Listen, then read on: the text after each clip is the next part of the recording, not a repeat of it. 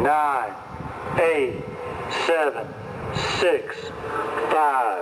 4, 3, 2, 1. Assalamualaikum. Waalaikumsalam.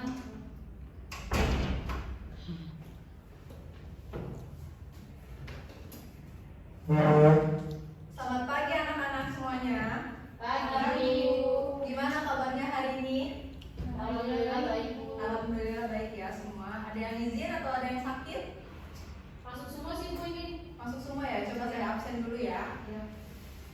Dewi Kesuma, Hadir, Bu. Reni Nurfianawati, Hadir. Syahna Lutfia, Hadir. Silvi Indah, Hadir, Bu. Afni Alia. Hadir, Ibu. Hadir semua ya hari ini. Ada yang izin, Ibu. Siapa? Arul izin, Bu. Oh, oke. Arul izin ya. Kenapa, ada yang tahu alasannya? Kok dia Dan nggak katanya boleh? pergi ke rumah neneknya, Ibu. Oh, Dari kemana tunangan. gitu. Oke, baik anak-anak. Novel yang kemarin saya suruh bawa, apa sudah dibawa semuanya? Sudah, Bu. Sudah dibawa ya? Ya, sudah. Kenapa saya suruh kalian membawa novel? Ada yang tahu nggak ya? Untuk dibaca, Bu. Ya, salah satunya untuk dibaca. Dan kalian membawa novel ini karena berkaitan dengan materi yang saat ini akan saya bahas, yaitu mengenai teks ulasan.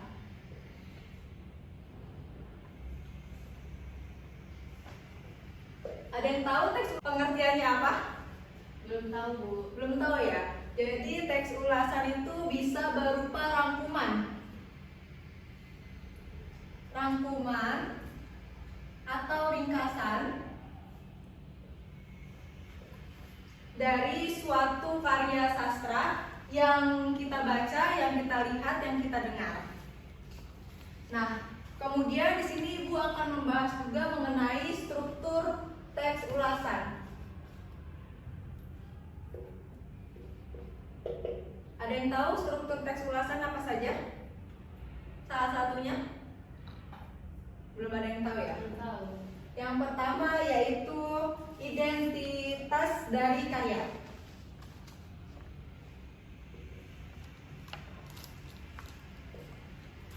Nah, kenapa sih dalam struktur teks ulasan ini harus ada identitas karya?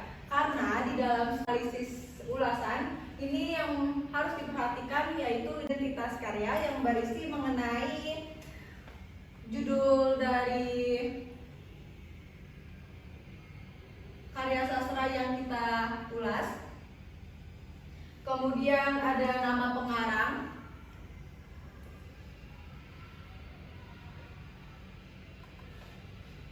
Kemudian juga ada penerbit. Dan juga ada tahun terbitnya juga. Ada tebal halaman. Dan yang terakhir ada ukuran buku. Nah, jadi sebelum kita menganalisis teks ulasan itu kita harus mengetahui struktur dari teks ulasannya itu ada identitas karya yang berisi judul, nama pengarang, penerbitnya, kemudian tahun terbit, tebal halamannya, dan juga ukuran buku. Kemudian yang kedua ada orientasi.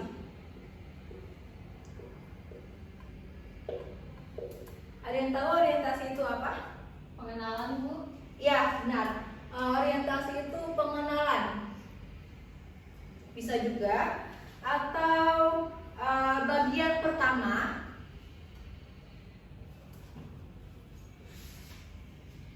dari karya sastra yang sudah kita ulas. Karya sastranya itu berupa ada film, buku, lagu, kemudian karya seni seperti lukisan, dan yang ketiga struktur dari teks ulasan yaitu sinopsis.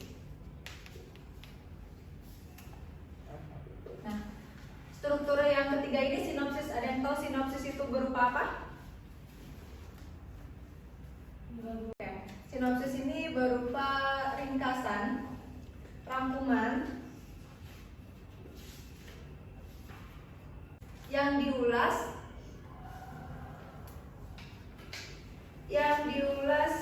dan menggambarkan pemahaman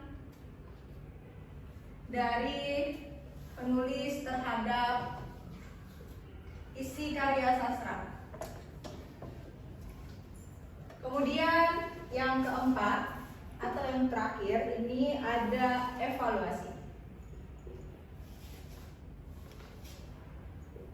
Nah, evaluasi ini berisi mengenai keunikan dari karya sastra yang sudah diulas, kemudian juga ada keunggulannya, bisa juga kelemahan dari karya sastra tersebut, dan juga kualitas dari karya sastra tersebut. Sampai di sini ada yang ingin ditanyakan mengenai struktur teks ulasan ataupun pengertian dari teks ulasan? Sudah cukup jelas ya? Cukup jelas. Ibu lanjutkan terlebih dahulu ya ke materi berikutnya.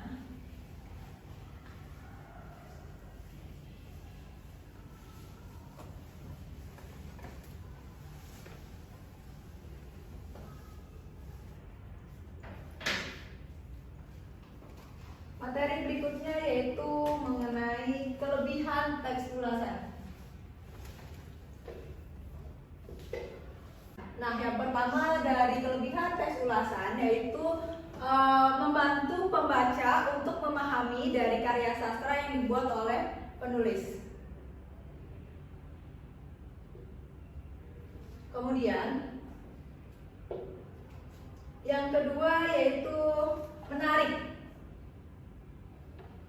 Apa sih maksudnya dari menarik ini? Jadi menarik pembaca untuk mengulas atau membaca dari karya sastra yang sudah ditulis atau yang sudah dilihat si pembacanya tersebut.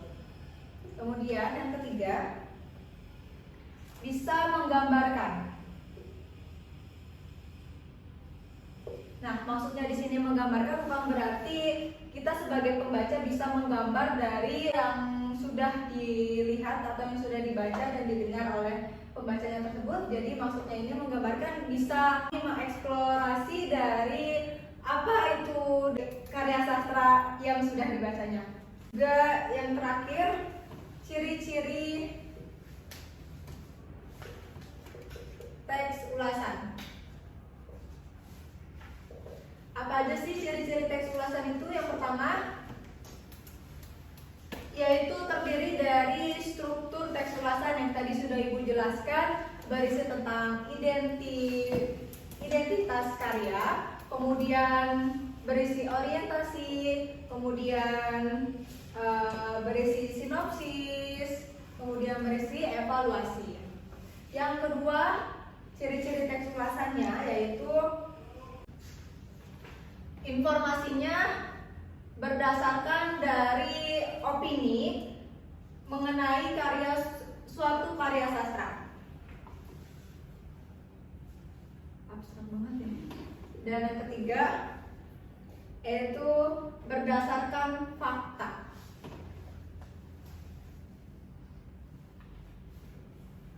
Nah, berdasarkan fakta yang diinterpretasikan yang sudah ditulis oleh penulisnya. Jadi itu saja yang dapat Ibu sampaikan mengenai pengertian, mengenai struktur, mengenai kelebihan, mengenai ciri-ciri.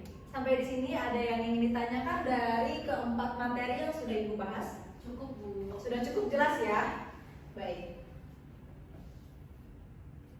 Jika sudah cukup jelas, Ibu memberi waktu kalian selama 10 menit sebelum jam pelajaran selesai untuk membaca novel yang sudah kalian bawa. Kemudian kalian bisa ulas kembali dari novel tersebut dan Ibu akan periksa di minggu yang akan datang. Silakan kalian baca terlebih dahulu novelnya, anak-anak. Masuk Silvi. Waalaikumsalam. Silvi dibaca dulu ya novelnya.